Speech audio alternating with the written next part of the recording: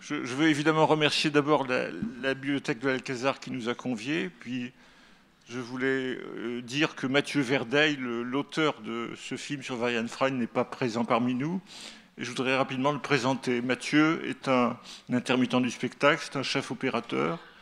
Et depuis quelques années, il réalise de plus en plus des petits films comme celui-là. Il a réalisé un film sur un performeur que j'aime bien, qui s'appelle Abraham Poincheval. Récemment, il a fait un film autour de l'écrivain américain McKay, et il vient de réaliser donc ce film que vous venez de voir. Alors c'est un film moi, que j'aime beaucoup pour plein de raisons.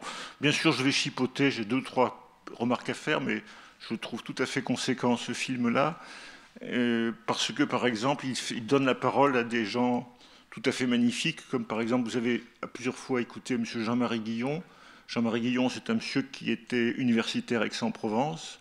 C'est le meilleur spécialiste de l'histoire de la résistance en Provence. Et comme vous savez, c'est un très bon orateur. On a également vu le fils d'André Masson qui s'appelle Diego.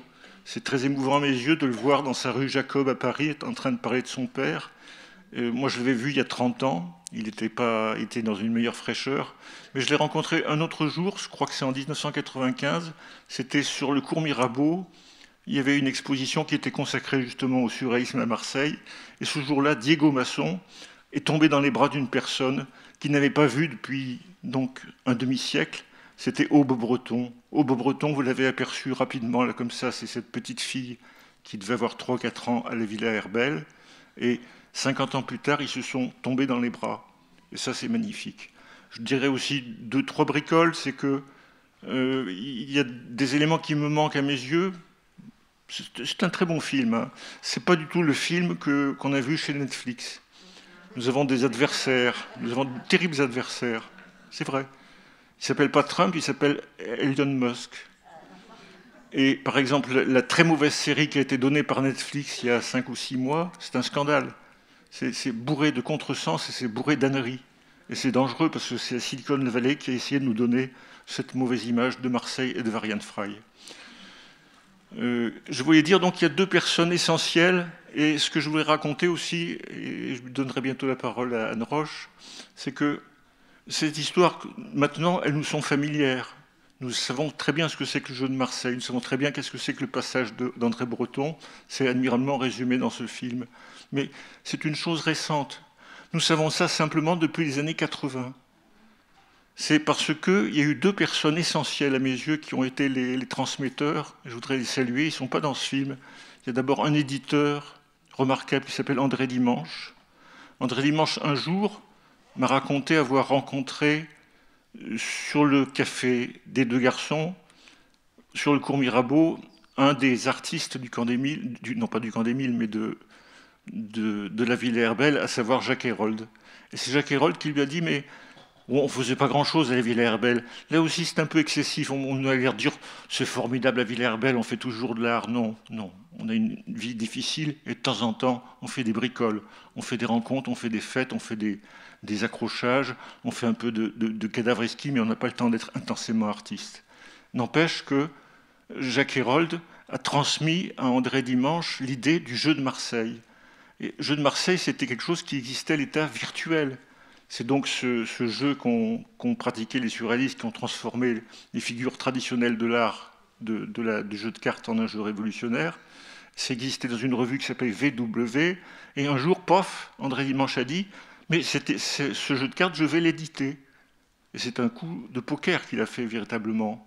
Et en même temps, il y a une autre personne qui a appris cette histoire-là. Elle venait d'être nommée par Gaston Defferre à la tête des musées de Marseille, c'était M. Germain Viat. Et Germain Viat, on est en 1985, dit « Mais quelle merveilleuse idée! Pour inaugurer la Vieille Charité, nous allons faire une grande exposition sur le surréalisme et sur la planète affolée. » On est en 1985. Et en ce temps-là, je pense que nous n'étions pas très nombreux à savoir qui était Varian Fry.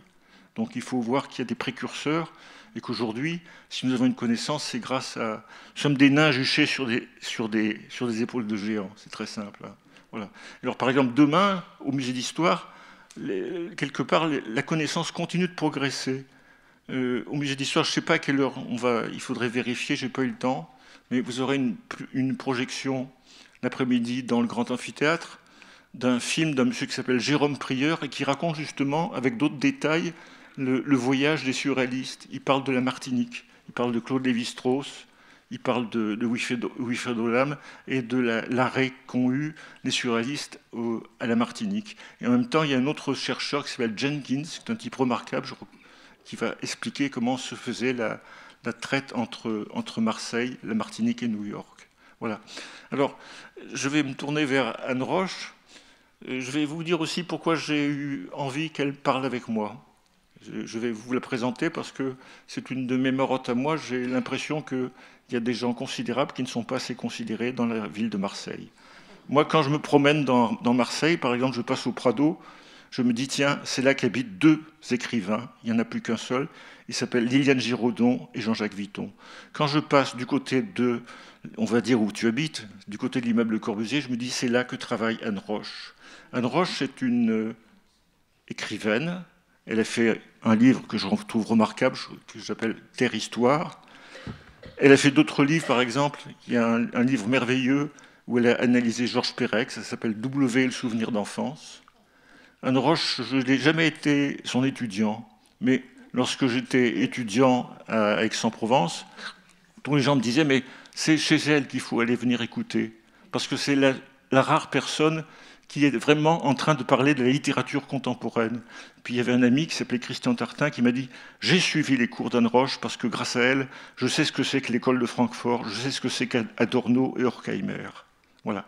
Et donc Anne Roche est une personne très discrète, on va l'entendre parler. Je dis que c'est une grande citoyenne. Je ne dirai pas quelles sont ses appartenances, mais vous les reconnaîtrez très vite. Et c'est quelqu'un qui a écrit donc 2 ouvrages sur Walter Benjamin. Il y en a un 3e qui est en chemin. Celui-là s'appelle « Exercice sur le tracé des ombres ». C'est un livre absolument limpide, mais un livre absolument difficile. Ce qui est merveilleux chez ce genre d'ouvrage et ce genre de personnes, c'est qu'elle est discrète, elle est intelligente, elle ne sent pas à quel point c'est compliqué. Et vous lirez cet ouvrage, je vous le recommande vivement. Voilà. Et puis il y a cet autre livre qui s'appelle « Terre-Histoire », et il est dû aussi à un petit éditeur. Je parlais tout à l'heure d'un ami éditeur qui s'appelle Christian Tartin, qui avait suivi des cours sur Adorno. Il habite Cadenet, et de temps en temps, pas assez souvent, il publie des livres. Et parmi ces livres, il y a des livres d'Anne Roche. Alors, Anne, on va essayer de parler, parce qu'on ne va pas tellement parler de Varian Fry, mais on va peut-être davantage parler de Walter Benjamin. Moi, j'ai essayé de dire ce que je pouvais dire sur Benjamin, sur son rapport aux Beaux-Arts, au Cahiers du Sud, à un monsieur qui s'appelle Pierre Missac. J'ai essayé de montrer aussi que tel ou tel endroit de Marseille était comme ça appelant. On va essayer ensemble de parler de ce que c'est que le rapport entre le présent et le passé. On n'est pas des archivistes, on n'est pas des historiens, mais on a une espèce de passion pour le passé. Et on va dire que c'est pas réactionnaire, ça sent le futur, ça sent le présent, de s'occuper du passé. C'était la conclusion d'ailleurs tout à l'heure de Jean-Marie Guillon. L'exemple de Farifan nous pose des questions. Qu'est-ce que nous faisons aujourd'hui pour les immigrés, pour les exilés? Alors, Anne, on commence par là. Tu écrivais ce matin dans un courrier, dans ta boîte électronique, dans ton mail, mais il y a un ami qui vient de me dire, est-ce que Walter Benjamin et André Breton se sont rencontrés à Marseille? Merci Alain. Donc non, ils ne se sont pas rencontrés. Cet ami qui m'a écrit cela, je veux le mentionner parce qu'il s'appelle Michael Levy. C'est un grand philosophe qui est de langue allemande au départ, mais qui écrit un français parfait, qui est également traducteur et qui a fait de beaux ouvrages sur Walter Benjamin. Et je l'avais prévenu, il habite Paris, je l'avais prévenu de ce que nous faisons ici aujourd'hui, parce que je savais que ça lui ferait plaisir. Et il m'a écrit tout de suite en me disant « J'aime à imaginer André Breton et Walter Benjamin, tous les deux ensemble dans un bistrot en 1941. Sauf qu'évidemment, en 1941, Benjamin ne pouvait plus être là, comme vous le savez. Mais bon, c'est une imagination qui me plaît assez, parce qu'elle permet justement de faire se rejoindre 2 écrivains et artistes et philosophes importants, qui sont précisément André Breton, dont peut-être tu vas nous reparler tout à l'heure, et Walter Benjamin. Et je voudrais rappeler aussi à propos du film, du premier film que nous venons de voir, le film sur Varian Fry. Moi, j'ai aussi beaucoup apprécié la conclusion de Jean-Marie Guillon, qui nous rappelle que le passé n'est jamais passé, d'une certaine façon, ou plus exactement que le passé nous sollicite. C'est-à-dire que ce qui est important, c'est à l'occasion de cette mémoire que nous avons de Varian Fry et de toute son équipe et des actes extrêmement courageux qu'ils ont accomplis, ça nous, je ne dirais pas que ça nous oblige, mais quelque part, oui, ça nous sollicite, ça fait appel à nous, et nous sommes amenés à nous interroger sur que faire aujourd'hui à notre place, à notre manière. Et Jean-Marie Guillon disait, il y a des réfugiés, il y en aura encore. Il a laissé un futur en pointillé. Peut-on rêver d'un moment où il n'y aurait plus de réfugiés et où la terre entière serait une terre d'accueil? Là, évidemment, c'est du rêve. Alors, je ne sais pas, est-ce que tu veux parler un peu de Breton et des surréalistes, puisque c'était le point de départ tout de même d'un des films, ou tu veux que je parle tout de suite de Benjamin, ce qui me... Brièvement de Benjamin, de Breton, et tu vas enchaîner, s'il te plaît. Non, très souvent, il y a une espèce d'image désobligeante et concernante qu'on donne d'André Breton. On dit c'est le pape du surréalisme, c'est un type autoritaire. Moi, je voudrais parler de ce qu'il fut simplement à Marseille. À Marseille, c'est véritablement un personnage tout à fait essentiel. C'est de courte durée son séjour. Il est d'abord à Martigues. À Martigues, il apprend brusquement la mort de Léon Trotsky. Il éclate en sanglots. Il sent que, puisque Trotsky est mort, eh bien, il y a des choses qui sont en train de disparaître. Il y a le pacte germano-soviétique quelque part, il y a beaucoup de choses. Et à ce moment-là, il prend sa décision, je vais partir pour New York. Et à Marseille, il n'a pas une action extraordinaire, mais il est un point de repère. Il est l'homme qui catalyse les forces et autour de lesquelles les gens vont converger. Tout à l'heure, Diego Masson parlait du bar des croque-fruits, du bar du brûleur des loups. Eh bien, André Breton est l'homme de la maintenance. Il a conscience de la tragédie d'aujourd'hui. Encore une fois aussi, c'est des gens qui ont connu 2 fois la guerre mondiale. Pendant la Première Guerre mondiale, il avait déjà été en tant que docteur et en tant que soldat. Il sait très bien ce que c'est que le nazisme. Et il dit, autour de lui, il faut se rassembler, il faut avoir une convivialité, il faut retrouver Varian Fry, il faut retrouver Victor Serge, et puis malgré tout, de temps en temps, il faut jouer. Et jouer est une exigence, parce que jouer, c'est peut-être détourner le malheur autour de nous. Alors c'est ça que j'ai envie de dire. J'ai envie aussi de me souvenir de ce que disait Guillaume Tollière tout à l'heure, l'un des directeurs du musée Cantini, c'est que, quelque part, effectivement, la Villa Herbel, ce fut un îlot lumineux. J'ai peur qu'on ait en tête simplement que des choses tragiques, des choses nulles, et de temps en temps, il y avait une convivialité, de temps en temps, il y avait une organisation. Et ça, c'est le sens du collectif d'André Breton. De temps en temps, il faut que nous jouions. Alors, Walter Benjamin ne jouait pas beaucoup. Mais une petite anecdote à propos de la Villa Herbel. Après, je parlerai tout de même de Benjamin, puisque c'est ça ma raison d'être ici. L'anecdote est la suivante, c'est Daniel Bénédite qui le raconte dans son livre « La filière marseillaise ».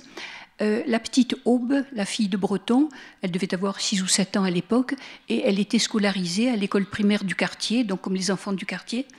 Et un jour, elle arrive à l'école un peu déconfite, et elle dit « Mon papa est très triste, il est triste à cause de la mort du vieux ». Et ses petits camarades lui disent « Alors, avec un accent marseillais que vous essayez d'entendre dans ma voix, mais qui est présent, mais un peu masqué. Ces gamins autour d'elle lui disent « Qui c'est le vieux Aube ? Qui c'est le vieux ? C'est ton papé ?» Et elle répond « Mais non, c'est Trotsky. » Et c'est effectivement comme ça qu'on l'appelait affectueusement le vieux. Et il n'est pas mort, il a été assassiné tout de même. Bon. Alors pour Benjamin maintenant, je voudrais rebondir sur ce que tu viens de dire, à savoir ne pas rester sur une impression trop sombre, trop noire, même si c'est l'occasion d'admirer le courage des gens qui ont été là et qui se sont battus. Et les premiers voyages de Benjamin à Marseille sont justement des voyages beaucoup plus lumineux, beaucoup plus joyeux. Il y vient, tu l'as rappelé et tu le dis aussi dans ton film, il y vient à plusieurs reprises. Et une fois, c'est en compagnie de son grand ami Ernst Krakauer, qui était en effet, entre autres, romancier et puis auteur d'un essai très important sur le roman policier. C'est peut-être une des raisons pour lesquelles Benjamin s'autorisait à lire des romans policiers, parce qu'on le voit toujours comme un philosophe, quelqu'un de très sérieux. Alors, est-ce qu'il les lisait en cachette? Je ne sais pas. En tout cas, nous avons la liste de sa bibliothèque et il y figure un certain nombre de romans policiers. Bon, on va dire que c'était des moments de détente et qu'il n'était pas philosophe 24 heures par jour, mais enfin voilà. Bon, si vous lisez des romans policiers, sentez-vous justifié. Il y a des gens très bien qui lisent des romans policiers. Bon, fermons cette parenthèse. Alors, qu'en est-il de ce premier voyage et aussi du second? Effectivement, il fera une expérience avec le hashish, ça j'en parlerai peut-être plus loin. Mais le premier voyage est caractérisé par une expérience qui est tout de même un petit peu troublante. C'est le moment où reprennent les démolitions dans le quartier de la Bourse. Je dis reprennent parce que sous le Second Empire et encore sous la Troisième République, il y avait eu déjà de grands travaux, et qui dit grands travaux dit destruction. Et c'est le moment où Haussmann, à Paris, trace les grands boulevards et fait ces énormes trouées dans le tissu urbain. Et à Marseille, c'est pareil, avec un petit temps de retard. Si vous allez au musée d'histoire, puisque vous êtes invité à y aller demain, vous verrez que dans le musée d'histoire, il y a une maquette qui est extrêmement intéressante, qui s'appelle le plan Lavastre. Peut-être certains d'entre vous l'ont vu si vous avez déjà visité le musée. Ce plan, c'est une maquette qui représente Marseille avant démolition, mais le plan doit dater de 49 ou 50, en tout cas, c'est juste après la Révolution de 1848. Et en 1848, on s'est aperçu, entre autres, et ça Haussmann aussi va s'en apercevoir à Paris, que dans des rues étroites, on peut très facilement dresser des barricades et que du coup la troupe et la police ont du mal à passer. Donc qu'est-ce qu'on fait? Eh bien, on élargit. On élargit, c'est-à-dire on démolit, on va dire c'est des taudis, c'est plutôt bien de les démolir parce que c'est pas très hygiénique, mais enfin les considérations de Haussmann et de ceux qui ont inspiré, on va dire, le plan Lavastre, je pense que M. Lavastre n'est pour rien dans l'histoire, mais je ne sais pas qui a commandité les trouées dans Marseille, en tout cas c'est la même logique, c'est une logique qui est à la fois hygiéniste et policière, c'est le maintien de l'ordre. Et à ce propos, nous en parlions l'autre jour, Benjamin a une formule que j'aime beaucoup. Il dit « La révolution désensorcelle la ville ». Et ça, c'est une trouvaille du traducteur. Parce qu'au départ, il emploie, évidemment, il écrit en allemand, il emploie le terme « Entzaubern ». Or, Zaubern, littéralement, c'est l'enchantement. Vous connaissez Zauberflöte, c'est la flûte enchantée. Oui, mais si on traduit à partir de enchantement, ça fait désenchantement. Et le désenchantement, en français, ça n'a pas le même sens. Donc, le traducteur, qui est Jean Lacoste, qui est un immense traducteur, a eu la très bonne idée d'inventer ce terme qui, je crois, n'existe pas, qui existe maintenant puisqu'il l'a écrit, qui est désensorcelé. Et donc, la Révolution désensorcelle la ville. Ça, il ne l'écrit pas à propos de Marseille, il l'écrit à propos de Paris, mais ça marche tout à fait. Et vous le trouvez, cette citation, vous la trouvez dans Paris, capitale du XIXe siècle. Alors, pour revenir quand même maintenant à Marseille, parce qu'il ne s'agit pas de parler de Paris, donc je parlais des démolitions, et c'est ce qui m'a amené à parler de Haussmann et des démolitions qui se passent à Paris au même moment. C'est donc la même logique, et c'est une logique qui, pour Benjamin, a un côté un petit peu ambivalent, c'est-à-dire qu'il est sans doute bien d'accord pour que une ville soit aussi rayonnante, hygiénique, propre et lumineuse que possible, mais en même temps, il voit disparaître les vieux quartiers. Et ce sont des vieux quartiers qui ne lui sont pas familiers, bien sûr. C'est pas comme les vieux quartiers de Berlin ou, à un autre niveau, les vieux quartiers de Marseille. Mais tout de même, c'est des vieux quartiers qui, pour lui, représentent quelque chose qui renvoie effectivement à l'enfance. Mais pas forcément une enfance personnelle, l'enfance de tout le monde, une enfance collective.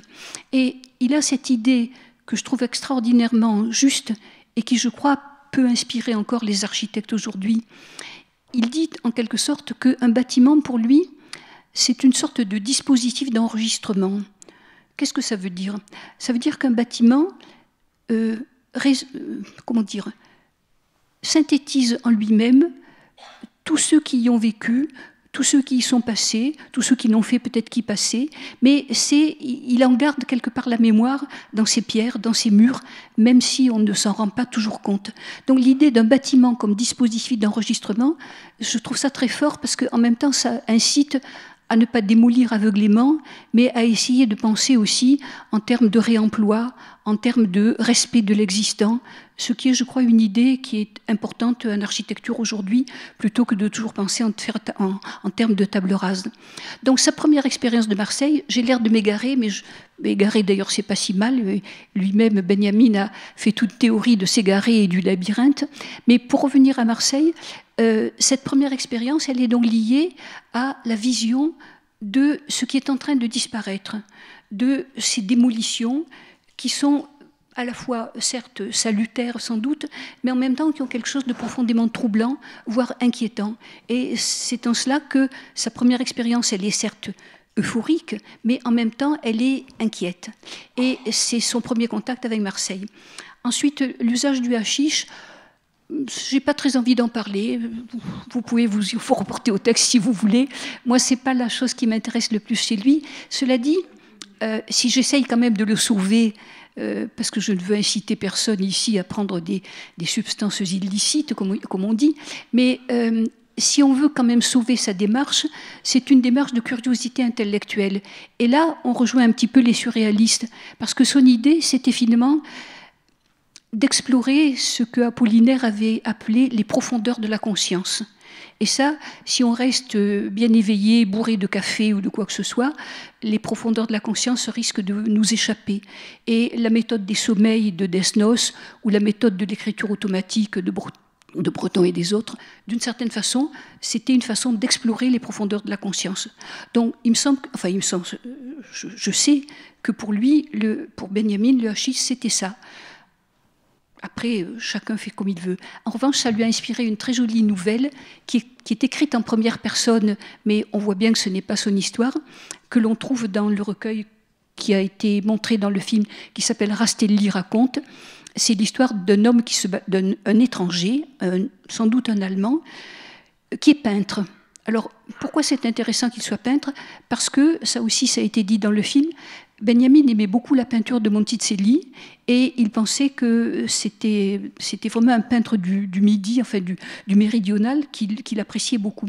Et donc le peintre en question, le peintre de la nouvelle, vient à Marseille sur les traces de Monticelli parce que pour lui c'était quelqu'un qui avait en quelque sorte guidé ses premiers pas artistiques dans la peinture. Et au moment où il arrive à Marseille, il reçoit un télégramme de son agent de change, parce qu'apparemment le peintre en question, c'est quelqu'un de très riche. Et l'agent de change lui dit il y a une possibilité d'acheter des actions en bourse. Dites-moi avant minuit si vous souhaitez les acheter, mais envoyez-moi un télégramme codé, parce qu'on ne va pas envoyer des télégrammes comme ça alors que n'importe qui pourrait s'en emparer. Bon, déjà à l'époque, il y avait des arnaques, mais on n'avait pas Internet, mais enfin les arnaques existaient déjà. Donc il lui demande d'envoyer un télégramme codé, et l'ami dit bon, très bien. Et puis là, il prend du hashish, il se balade dans Marseille. Il se balade jusqu'à un endroit, il va dans un bar où, dit-il, c'était sans doute le dernier endroit où je pouvais entrer sans danger. Sans danger, diable. Alors moi, j'ai essayé, en faisant des recoupements, je crois que c'était du côté de la Poste Colbert, un endroit très dangereux, comme nous savons. Voilà. Mais ça, c'est une hypothèse. Benjamin n'a pas précisé davantage le bar en question et l'endroit où il pouvait aller sans danger. Et donc, l'ami va dans ce bar, il prend du hashish, il vadrouille un petit peu, et naturellement, il oublie d'envoyer le télégramme, et il se réveille le lendemain matin ayant dormi sur un banc, et oups, il a perdu une occasion de devenir millionnaire. Mais c'est une légende, et je pense que Benjamin n'a rien mis de lui-même, parce qu'il n'a jamais été... Je pense qu'il n'a jamais eu d'agent de change, et il n'a jamais été en état de jouer en bourse ou de devenir millionnaire. En tout cas, s'il avait essayé, ça n'aurait certainement pas bien marché. Voilà. Et toujours Marseille, bon, tout à l'heure, tu as évoqué, ou c'était dans ton film, ou peut-être toi, tu as évoqué un certain nombre de passages où il parle de Marseille. Il faut préciser peut-être que pour lui, Marseille est une ville très vectorisée par le politique. Il parle notamment du fait que les murs prennent parti.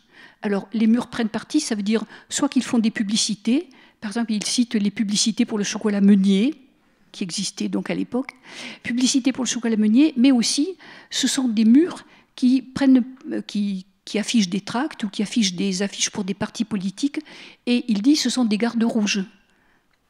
avant Mao, pas mal comme idée. Mais le terme de garde rouge, bien entendu, n'est pas spécifiquement chinois. Et donc, toutes ces descriptions sont vectorisées soit par une vision politique, ce qui est le cas, soit aussi par une vision que je voudrais dire urbanistique. C'est-à-dire que il constate que sous le Second Empire, bon, il n'était pas là évidemment, mais il a lu sur Marseille. Avant de venir à Marseille, il a lu des livres et surtout il a regardé des cartes. Il s'est renseigné, il a voulu faire une lecture experte de la ville. Il ne s'est pas contenté de se balader comme un touriste. Il a fait aussi le touriste. Il parle quelque part des étalages où il voit des sirènes en écailles, des boules de neige, enfin tout ce qui fait le bonheur des touristes. Et il ne méprise pas du tout, il n'est pas du tout dans une position dédaigneuse par rapport à ça, il les constate, simplement c'est pas ça qui l'intéresse en priorité. Et donc, d'un point de vue urbanistique, il avait su que sous le Second Empire, les urbanistes de l'époque avaient fait le pari que la ville allait s'étendre vers le nord. D'où la cathédrale.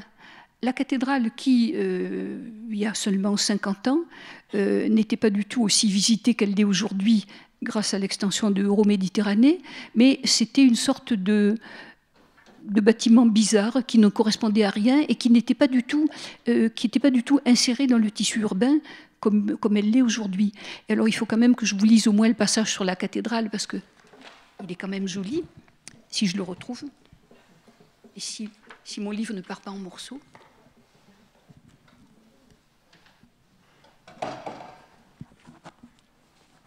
Merci. C'est une des premières traductions de Walter Benjamin, et puis on va saluer à ce moment-là quelqu'un que nous aimons beaucoup, c'est Maurice Nadeau, qui a édité cet ouvrage. Absolument. Oui, Maurice Nadeau, visage.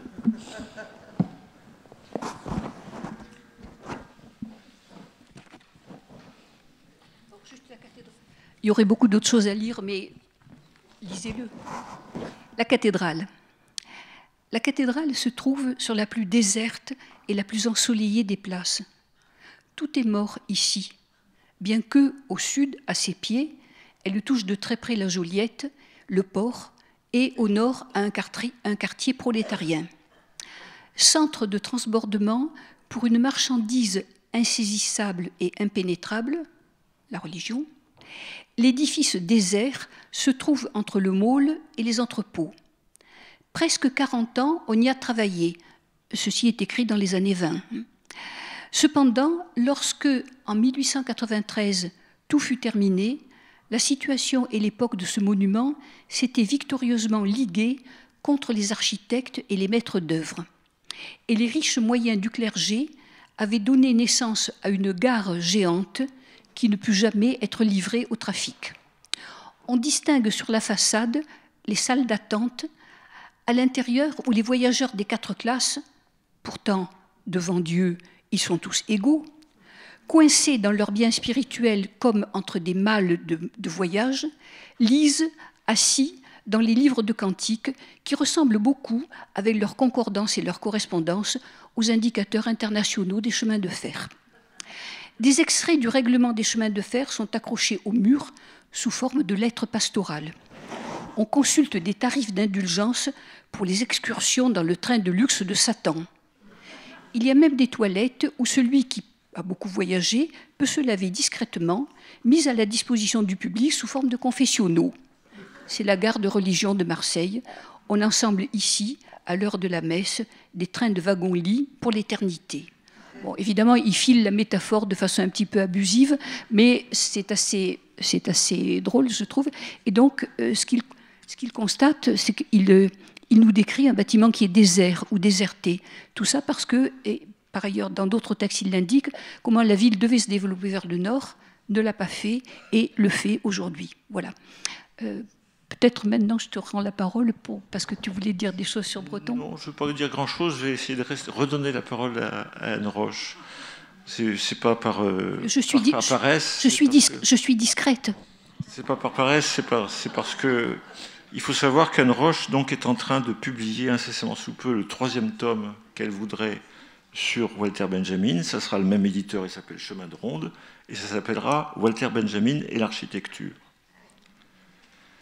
Alors, il y a autre chose que je voudrais te demander aussi. Tout à l'heure, je citais le livre que tu as écrit sur le souvenir d'enfance. Et j'ai été interloqué, j'aimerais que tu me parles de ça, parce que c'est le rapport au passé, parce que c'est le rapport à l'enfance. Il se trouve que récemment, parce que tu étais à Carcassonne, dans un endroit public, tu faisais un débat, et j'ai vu dans le prospectus qu'à ton avis, de parler d'un souvenir d'enfance, c'est quelque chose d'important, mais encore faut-il que ce souvenir d'enfance ne soit pas individuel, ne soit pas subjectif, il faudrait qu'il soit collectif. J'aimerais beaucoup t'interroger là-dessus, et je voudrais aussi dire quelque chose que j'ai échangé avec toi tout à l'heure au téléphone, parce qu'on préparait quand même un petit peu notre dialogue. Le rapport au passé de Walter Benjamin, qu'est-ce qu'il est? Alors je l'opposais, moi je me permettais de l'opposer à un autre grand monsieur qui s'appelle Gustave Flaubert. Gustave Flaubert a dit, pour écrire Salammbô, pour parler des Carthaginois, il a fallu une immense tristesse. Pour nous, parler du passé, c'est autre chose, c'est une autre passion. Voilà, je voudrais t'introduire à ça, s'il te plaît. Ça fait plusieurs questions en une. Je vais déjà parler de cette histoire du souvenir d'enfance. Et peut-être je vais en parler par un détour avant de revenir à Carcassonne éventuellement. Le détour, ce sera justement par Pérec, puisque j'ai travaillé, tu l'as rappelé tout à l'heure, j'ai travaillé sur un livre de Pérec très important qui s'appelle W ou le souvenir d'enfance. Peut-être certains d'entre vous l'ont lu. Qu'est-ce que c'est que W ou le souvenir d'enfance? C'est un livre qui est croisé. Plus exactement, il y a effectivement le souvenir d'enfance, qui est les souvenirs brisés de l'enfant Pérec, né en 1936. En 1940, son père, qui était polonais, qui était juif polonais, qui n'avait pas obtenu la nationalité française, mais qui était reconnaissant envers la France de l'avoir accueilli, s'engage dans la Légion étrangère et il est tué sur le front. Et donc, en 1940, le petit Pérec a 4 ans. Et en 1942, donc 2 ans après, sa mère, qui, étant veuve de guerre, se pensait protégée par son statut, est prise dans une rafle, est envoyée à Drancy, puis à Auschwitz, et est assassinée à Auschwitz. Le petit a 6 ans. Il est recueilli par une tante et un oncle, et qui, à la Libération, l'emmène voir une exposition sur les camps de concentration. Ils ont certainement cru bien faire. L'enfant était quand même un peu jeune, mais il attendait toujours le retour de sa mère. Et il fallait sans doute, du point de vue de ses parents adoptifs, lui faire comprendre que la mère ne reviendrait pas. Des années et des années après, il se confronte à son enfance en se rendant compte que d'une certaine façon, elle n'est pas racontable. Et c'est pour ça qu'il dit le souvenir d'enfance comme s'il n'y en avait qu'un. Ce souvenir, c'est un souvenir largement imaginaire ou largement fantasmé. C'est le moment où en 1942, sa mère l'amène au train qui va l'emmener en province où il sera mis à l'abri dans une institution catholique. Et ce serait ça l'unique souvenir. C'est sans doute un fantasme ou une imagination. Et à côté de cela, il élabore un univers imaginaire qui s'appelle W, qui est une île où règne le sport, où règnent les valeurs olympiques, et qui est en fait une métaphore très directe du camp de concentration où sa mère a été assassinée. Et les deux sont entrelacés. Le souvenir d'enfance est écrit en caractère romain, et W est écrit en caractère italique, avec une alternance chapitre par chapitre. Il me semble que là, Pérec a admirablement réussi, mais de façon tellement coûteuse pour lui, le tressage entre le souvenir individuel et le souvenir collectif. Et moi, il me semble qu'un souvenir n'est intéressant que dans la mesure où il est, je ne vais pas dire contextualisé parce que c'est un mot un petit peu trompeur, mais dans la mesure où il est tressé avec la connaissance historique de ce qui l'entoure. Et mon souvenir à moi, il est beaucoup plus anodin. Quand j'étais enfant, à Carcassonne, j'avais très peur des bombardements. Bon, Carcassonne n'a jamais été bombardée, je précise. Mais j'avais très peur des bombardements et je demandais à tout mon entourage si telle ou telle maison risquait de s'écrouler s'il y avait des bombes. Et il y avait une maison que j'aimais beaucoup, qui était une maison des années 20, un peu art nouveau, un peu kitsch. Et je demandais, bien sûr, si cette maison risquait d'être bombardée. On me disait non, aucun problème. Elle ne s'écroulera pas, elle tient. Ça me rassurait beaucoup. Et bien des années après, j'ai raconté ça dans le livre en question, je suis revenue à Carcassonne et la maison était toujours là. J'avais cru qu'elle résisterait, en tout cas aux bombes, mais je craignais qu'elle ne résiste pas à l'immobilier. Elle a résisté à l'immobilier et même aujourd'hui, c'est un centre culturel. Et dans ce centre culturel, j'ai pris la parole et j'ai raconté quelques salades, pas celles que je vous raconte ici, mais j'étais très contente de raconter ça dans la maison qui résisterait aux bombes.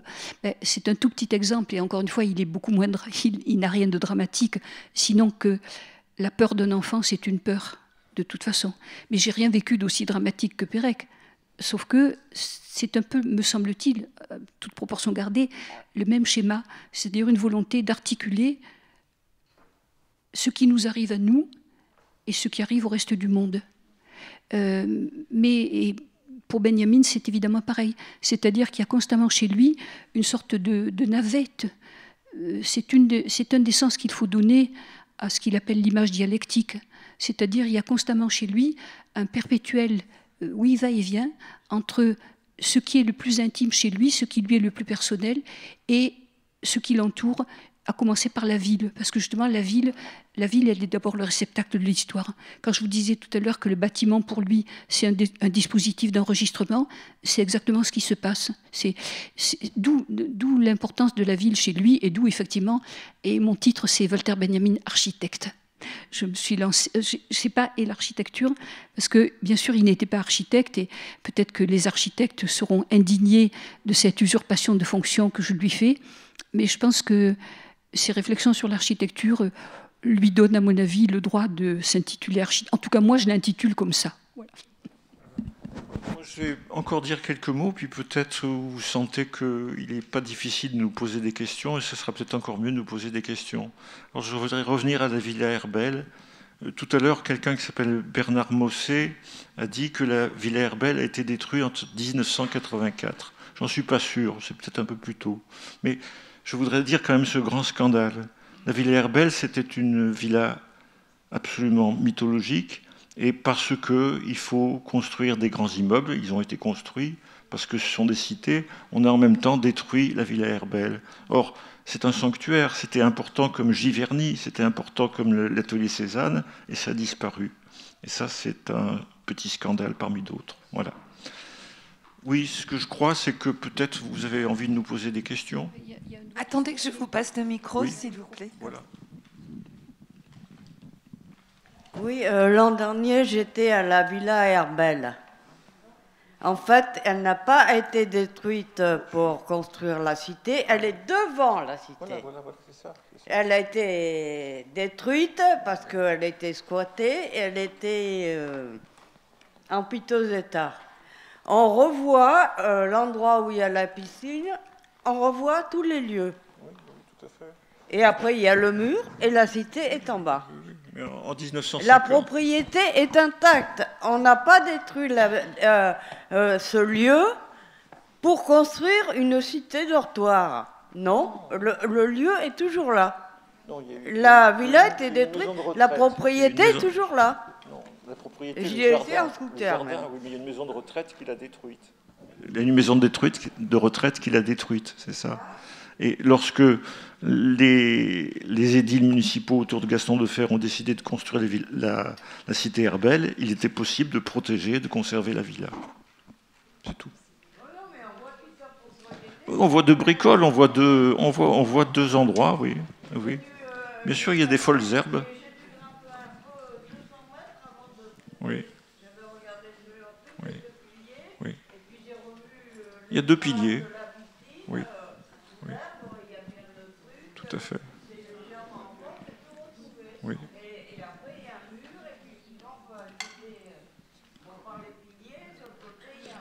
Vous avez raison.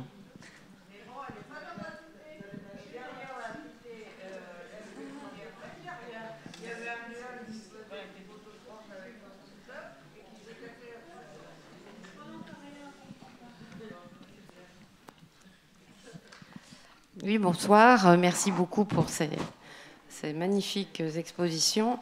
Moi, j'ai un autre... Il y en a qui pensent, est-ce que Breton a rencontré Walter Benjamin, moi j'imaginais plutôt, est-ce que Victor Serge pouvait rencontrer Walter Benjamin, parce que je pense qu'ils sont tous les deux, c'est une double tragédie, c'est-à-dire non seulement ils sont face à l'horreur de l'histoire, mais à la perte aussi déjà, je crois, de leur illusion sur la Révolution et du fait qu'il y a une possibilité de transformation.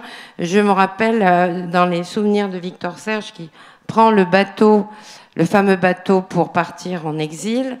Il voit Anna Segers et il ne veut pas lui parler, il se met fidèle et il dit « Je pense que c'est un agent du Comintern ». Et pour lui, le Comintern, ce sont des assassins qui vont assassiner. Et c'est terrible, je pense, parce que Walter Benjamin, après son séjour à Moscou, avait peut-être aussi une certaine désillusion. Je pense que ce sont parmi les quelques-uns qui portent un double exil, c'est-à-dire l'exil de leur pays, mais aussi l'exil de la valeur qu'ils ont accordée à la Révolution. Qu'en pensez-vous ? Oui, moi je suis très contente que vous parliez de Victor Serge parce que c'est quelqu'un d'extrêmement important. Victor Serge, pour le situer, c'était ce qu'on pourrait appeler un communiste oppositionnel, hein, et il n'a jamais trahi l'idéal communiste. Il faut vraiment lire ses romans qui sont très importants sur la guerre d'Espagne et autres. Et je ne pense pas qu'il ait jamais rencontré Benjamin, mais Benjamin était en 1935 au Congrès des écrivains pour la défense de la culture, où Magdeleine Paz est intervenue en faveur de Victor Serge, qui était à ce moment-là prisonnier en Russie. Il y a eu toute une mobilisation autour de Victor Serge qui a fini par payer, puisque finalement il a pu venir en Occident. Et dans cette mobilisation, il y avait notamment, sinon Georges Bataille, du moins Colette Peignot, connue sous le nom de Laure, qui elle-même était proche des communistes oppositionnels. Et Benjamin, par ailleurs, a lu Trotsky, et par certains côtés, il était proche des communistes oppositionnels, même si lui-même ne s'est jamais engagé. Il avait conseillé à Gretel Adorno de lire Ma vie de Trotsky en lui disant « Je n'ai jamais lu d'aussi bouleversant depuis fort longtemps ». Voilà. Donc merci de cette question. J'ajouterai un petit point simplement. Il y a un endroit dans un livre où Varian Fry et Victor Serge sont très bien décrits. C'est un livre que tu aimes beaucoup, c'est Planète sans visa de Jean Malaquet. Oui. Dans Planète sans visa, on retrouve tous ces personnages. Ah, d'accord. Merci de le citer.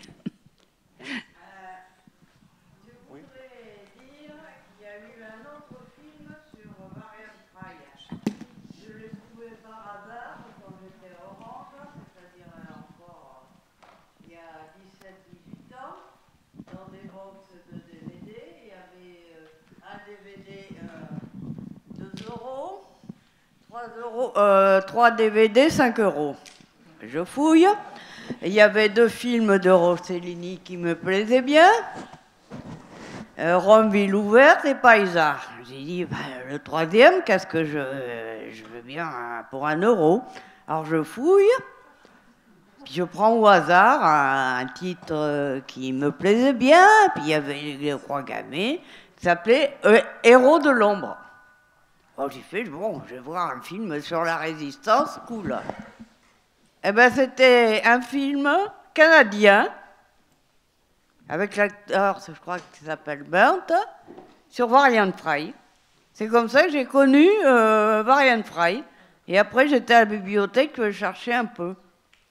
Alors, je ne sais pas quand le film, je crois qu'il y a une télésérie. Bon, c'est totalement fictionnel, ça vous montre un peu l'ambiance. Oui. Alors, on va continuer dans la filmographie. Vous avez un film très court et remarquable qui a été fait par une dame qui s'appelle Terry Damisch. Terry Damisch, c'est l'épouse, elle est toujours vivante, d'un grand monsieur de l'histoire de l'art qui s'appelle Hubert Damisch. Eh bien, lorsque Germain Viat a organisé l'exposition de la planète affolée, il a demandé à Terry Damisch de faire un film qui dure 30 minutes, je ne sais plus quel est son titre. C'est un film absolument passionnant parce qu'on y retrouve beaucoup des témoins. Là, tout à l'heure, on a vu, c'est Marie-Jane Gold qu'on a vu, je ne sais plus, voilà. C'est un vieil extrait, mais ce qu'ont pu réaliser avec peu d'argent Germain Viat et Terry Damisch, c'est des entretiens, par exemple, avec Jacques Herold ou avec un autre monsieur qui était un compagnon de Varian Fry qui s'appelle Albert Hirschman. Ce sont des documents d'une grande richesse. Et Terry Damisch a eu aussi un peu la même histoire parce que ses parents étaient partis pour les États-Unis à la même époque. Je recommande très fort ce film, ça dure 30 minutes. C'est la première fois que j'ai entendu parler aussi d'un épisode qui est, à mon avis, crucial, je n'ai pas le temps de le raconter, c'est l'épisode des croque-fruits, de la coopérative des croque-fruits. Et là, c'est Jacques Herold qui, justement, encore une fois, qui est l'inventeur du jeu de cartes, qui a dit qu'il existait une coopérative qui s'appelait les croque-fruits.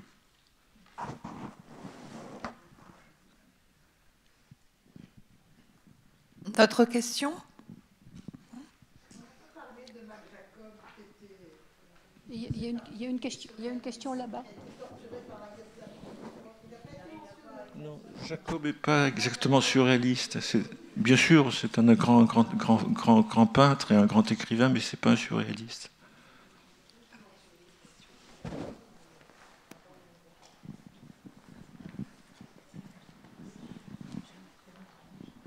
Bonsoir. Ça marche? J'ai une question sur le jeu de cartes qu'ils ont fait, les surréalistes. Effectivement, ils ont fait les cartes, mais je me demande s'ils ont fait des règles pour un jeu, concrètement, qui peut être joué avec ces cartes, ou est-ce qu'ils ont fait juste, disons, les cartes? On peut s'amuser à jouer avec le jeu de cartes édité par André Dimanche, mais j'avoue que je ne m'y suis pas arrivé. Ce qui est important, c'est que les sujets ont été détournés. Qu'à la place du roi machin truc, de Nabucodonosor, on trouve Lautréamont ou bien on trouve Hélène Smith, ou on trouve le marquis de Sade. C'est ça qui est formidable, quoi. C'est le détournement. Les grandes figures de monarchie, on les fait disparaître et on met la révolution à la place. Mais moi, j'ai essayé une fois de jouer aux cartes avec le jeu de cartes d'André Dimanche, j'y suis pas arrivé. Ok. Oui. Oui, on le trouve. On peut l'acheter au musée Cantini, il est disponible. Oui. Alors, il y a une anecdote qui est très importante aussi, c'est que Aube Breton, dont nous rappelions la mémoire, a été une donatrice fabuleuse. Lorsque a eu lieu la grande vente d'André Breton, je ne sais plus, c'est en 1990 à peu près, il y avait une dame qui était parmi les acheteurs potentiels, qui est une dame que je salue, qui est très importante à Marseille à mes yeux, c'est Madame Danielle Giraudy, qui à un moment était directrice des musées de Marseille. Eh bien, au moment de la vente aux enchères, c'est elle qui a levé le doigt pour acheter le jeu de cartes de Marseille. Et aux merveilles, Aube Breton, qui se souvenait de Marseille, a dit « Je ne veux pas de cet argent, je vais vous donner le jeu de cartes ». Donc c'est un cadeau d'Aube Breton et c'est un retour à Marseille. Mais il n'a pas le droit d'être divulgué pour jouer...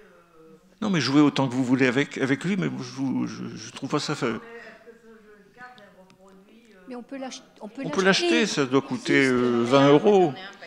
Il en existe, il s'en réédite, ça c'est le... Musée Cantini demain matin, entre 9h et 18h. Oui.